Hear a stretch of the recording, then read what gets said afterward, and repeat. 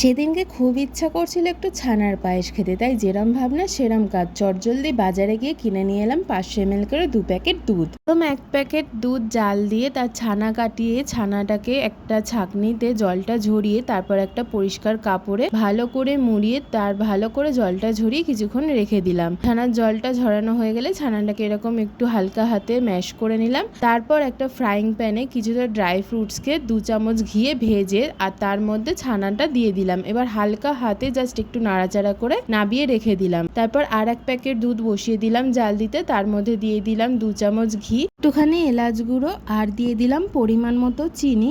আর দুধটা একটু ঘন হওয়ার জন্য দিয়ে দিয়েছিলাম 2 চামচ গুঁড়ো দুধ। এটা চাইলে আপনারা নাও দিতে পারেন। দুধটা অনেকটা ঘন হয়ে আসলে এবার এর মধ্যে দিয়ে দিলাম ঘিয়ে ভেজে রাখা ছানাটা। এটা এবার বেশ কিছুক্ষণ হালকা সিম আঁচে বসিয়ে রেখে দিলাম। তারপরে এটা রেডি হয়ে যাবে। খেতে কিন্তু সত্যি ভীষণ ভালো হয়েছে।